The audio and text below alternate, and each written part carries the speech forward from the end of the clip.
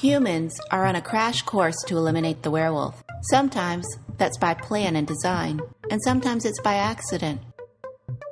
Some humans have made it an actual sport to hunt the werewolf, and it's the most dangerous sport for both the human and the werewolf. Werewolves are extremely swift, incredibly smart, and can quickly map territory in their mind. When someone is out hunting a werewolf, the werewolf usually knows the human's next move and can predict most suspected hunters' positions. Hunters at this point have a disadvantage because the werewolf is usually one step ahead of him in knowing what to expect. But that doesn't mean that the werewolf will escape the hunt. Although many humans think otherwise, many werewolves are just not aggressive, evil hunters, and when confronted with a human, they will think twice before attacking. Human hunters, however, have no such second thoughts. They are ready to eliminate their prey. It's part of their sport. And because the werewolf may not be ready to do the same to that human, the werewolf could end up being a fast and easy target for an experienced hunter. But it's not just hunters that are eliminating the werewolf. Werewolves are being eliminated by more than just mere sport.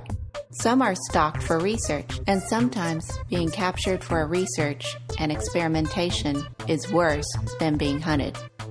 Scientists organize themselves in a fashion that puts a werewolf at a disadvantage. They use dart guns that subdue the werewolf for many hours, and when the werewolf wakes up, he or she might be in a lab. The poking and the prodding of these labs can be worse than a fierce battle with a hunter, because at least in a battle, the werewolf has a chance to escape.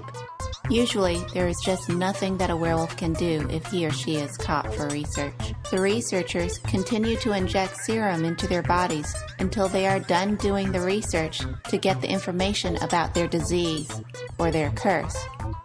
There is, however, a tiny bit of hope for werewolves that are caught for researchers. And it's that researchers are often restricted.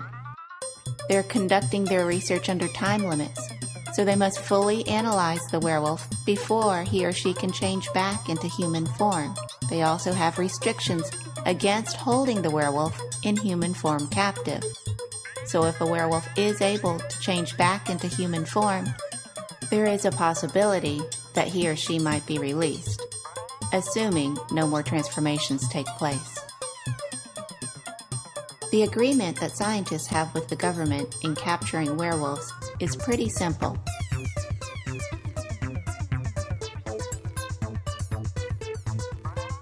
They can capture and subdue werewolves legally. However, the werewolf must be in werewolf form.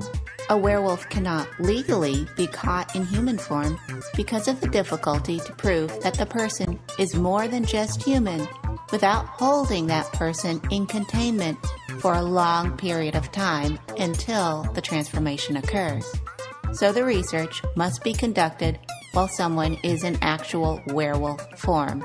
Scientists are also under obligation to release the werewolf back into the territory in which they found them before they've transformed back into human form.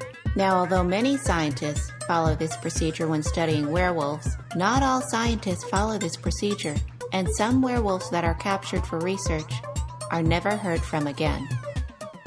Now, even though there are some humans that research the werewolf and hunt the werewolf, it actually gets worse than that.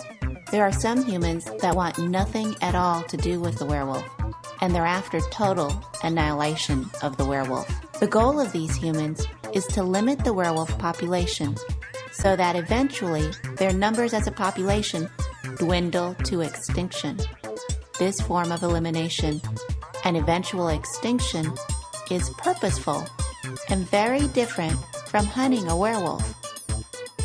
This is when the humans want nothing to do with the werewolf and will at any cost eliminate any werewolves with disregard for any of their ways of life.